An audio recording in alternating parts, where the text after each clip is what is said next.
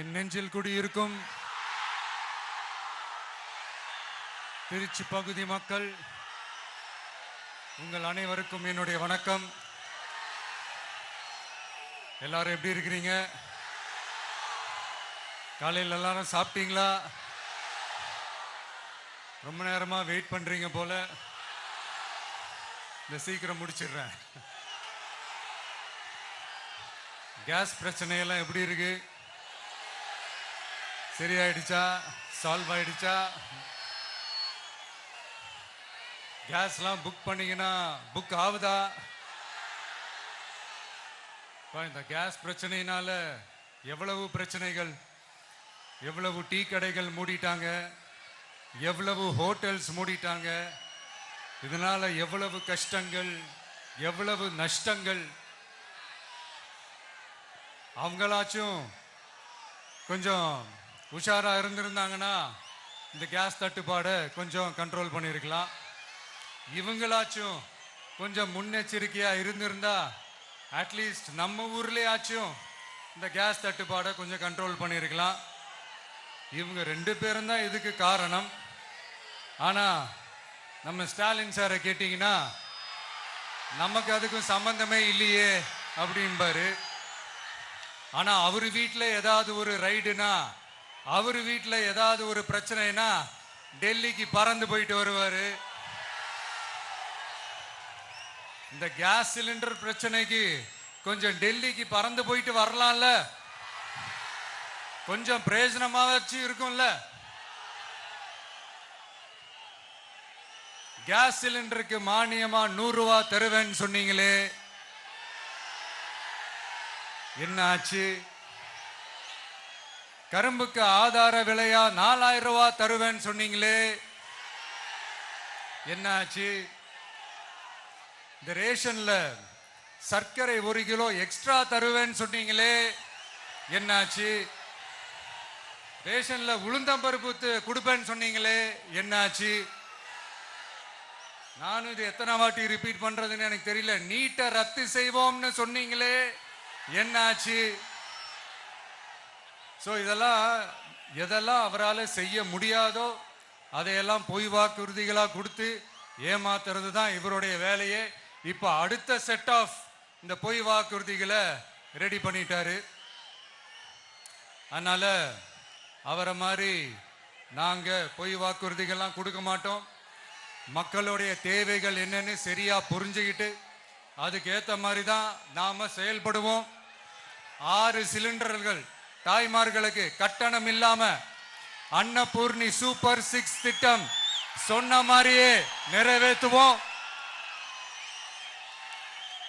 கல்யாணம் ஆகி போற நம்ம தங்கைகளுக்கு 1 பவுன் தங்கமும் பட்டு சேலையும் சொன்ன மாதிரியே கொடுப்போம். 60 வயசு வரைக்கும் இருக்கிற குடும்ப தலைவிகளுக்கு மாதந்தோறும் 2500 சொன்ன மாதிரியே கொடுப்போம். என்னுடைய அம்மா, அக்கா, தங்கைகள் எல்லாருமே தமிழ்நாட்டில் எந்த மூலையிலிருந்து எங்க வேணாலும், தமிழ்நாட்டுக்குள்ள எந்த பஸ்ல வேணாலும் ஃப்ரீயா சொன்ன மாதிரியே ஃப்ரீயா போகலாம்.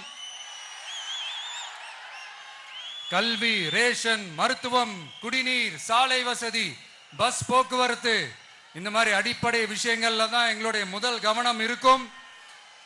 நான் ஏற்கனவே சொன்னது மாதிரி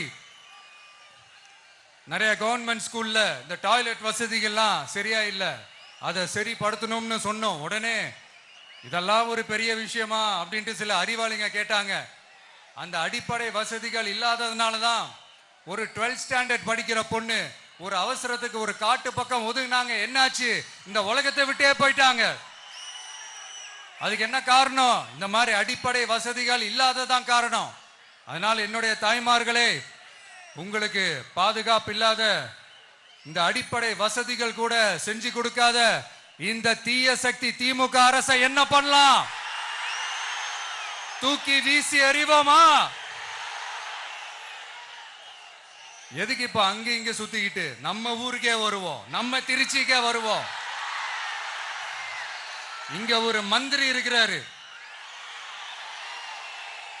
நகராட்சி துறையில வேலை வாங்கி தரதா சொல்லி கோடிக்கணக்கான பணத்தை லஞ்சமா வாங்கிக்கிட்டு தகுதியானவங்களுக்கு எல்லாம் வேலை வாய்ப்பு கிடைக்காத அளவுக்கு பண்ணிருக்கிறாரு.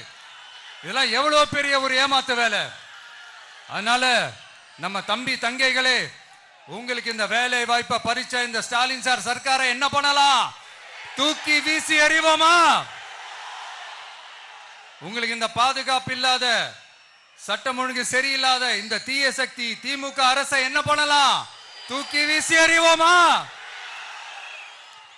நகராட்சி துறையில மட்டுமே 1000 கோடிக்கு மேல ஊழல்னா அப்ப மத்த துறையில எல்லாம் கொஞ்சம் கணக்கு போட்டு பாருங்க, தலையெல்லாம் சுத்தி போயிடும்.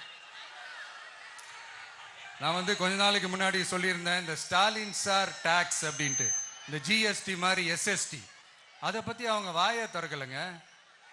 என்னமோ அவங்களே ஒத்துக்கிட்ட மாதிரி இருக்குது. ஆமா, இப்படி ஒரு டாக்ஸ் இருக்குது அப்படின்னு அவங்களே ஒத்துக்கிட்ட மாதிரி ஆயிடுச்சு.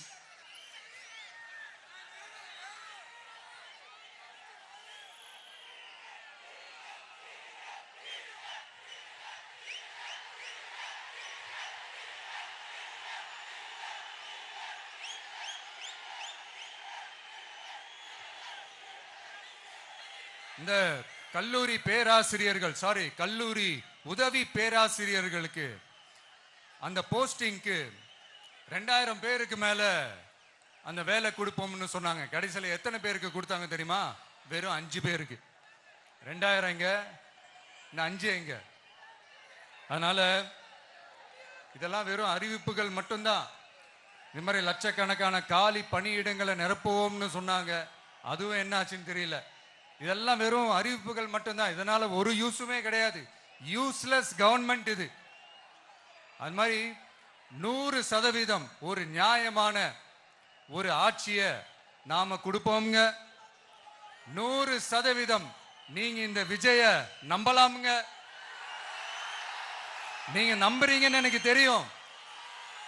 அதனாலதான் என்னுடைய சொந்த பந்தங்களாகிய உங்ககிட்ட எனக்கு அந்த உரிமை இருக்கு. எனக்கு ஒரு வாய்ப்பு கொடுங்க, எனக்கு ஒரு சான்ஸ் கொடுங்கன்னு உங்ககிட்ட கேட்காம வேற யாருக்கிட்ட நான் கேட்பேன்?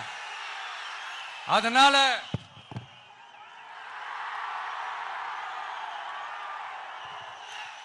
எனக்கு ஒரே ஒரு வாய்ப்பு கொடுங்க.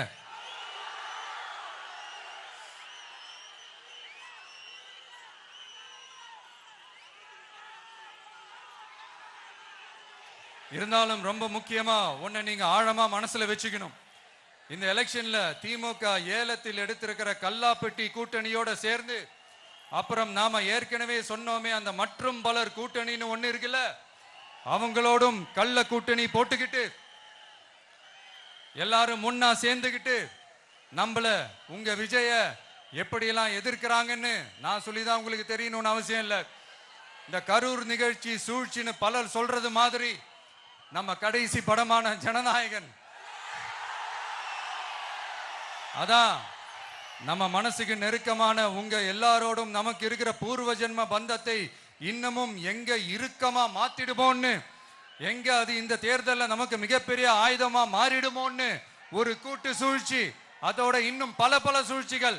அதனால உங்க மகன், உங்க அண்ணன், உங்க தம்பி, உங்க விஜய் கேட்கிறேன், உங்களுக்காக நீதி கேட்க வந்த எனக்கும் சேர்த்துதான் நீதி வேண்டும். அவங்க கொள்ளையடிக்க இதுவரைக்கும் எப்படி உங்களை ஏமாத்திட்டு இருக்காங்க தெரியுமா?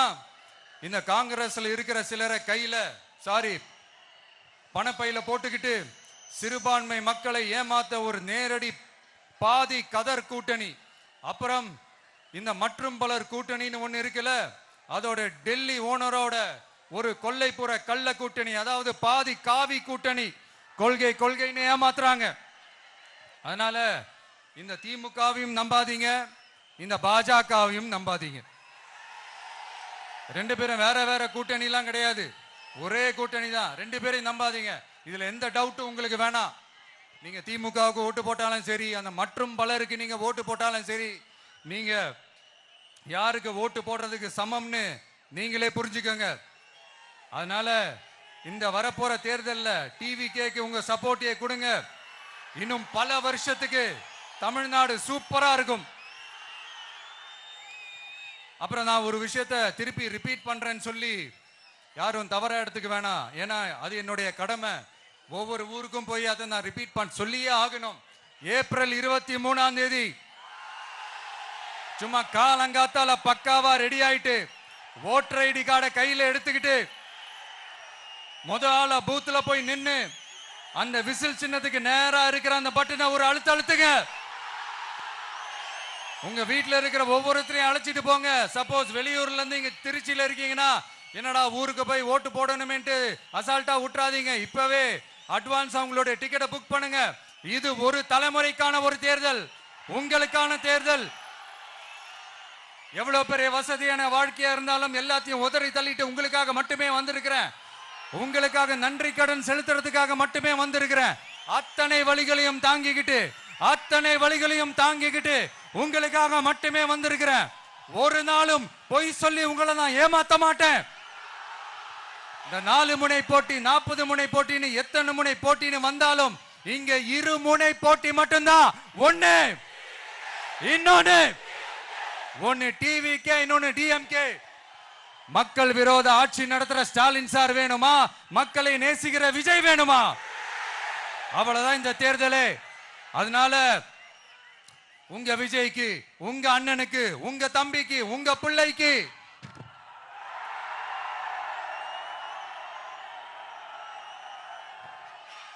ஒரே ஒரு வாய்ப்பு கொடுங்க. தயவு செஞ்சு விசில் சின்னத்துக்கு ஓட்டு போடுங்க. இது ஒரு விசில் புரட்சி தேர்தலா இருக்கணும். இங்க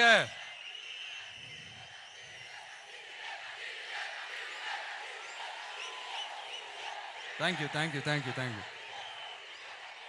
இங்க திருச்சி இந்த எல்லா தொகுதியிலும் நம்மளுடைய நண்பர்களை, நம்மளுடைய தோழர்களை வேட்பாளர்களா அன்னைக்கு அறிவிச்சேன். நான் நிப்பாட்டி இருக்கேன். அவங்க வேற, நான் வேறன்னு தயவு செஞ்சு பிரிச்சு பாத்துறாதீங்க. அவங்க எல்லாரையும் வெற்றி பெற செய்யணும்னு உங்க எல்லாரையும் தாழ்மையுடன் நான் கேட்டுக்கிறேன். நான் தன்னந்தனியாளு, நீ ஏளனமா பாரு. கொஞ்சம் நவுந்தனா இங்க 8 கோடி பேரு. மிரல போது ஸ்டேட்டு எங்க விசில் சத்தம் கேட்டு. நல்லவங்க வாழ நீ விசில் கடி ஓட்ட.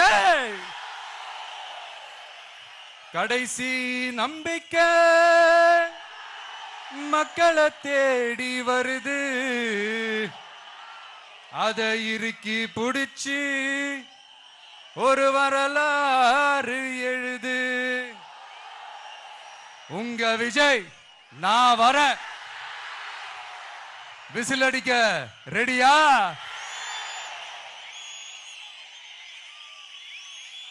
கான்பிடண்டா இருங்க. நல்லதே நடக்கும். வெற்றி நிச்சயம். மீண்டும் சந்திக்கும் வரை நன்றி, வணக்கம்.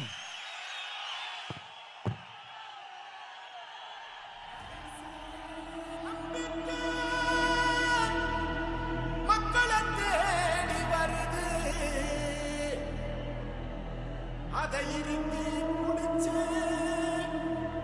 ஒரு வரலாறு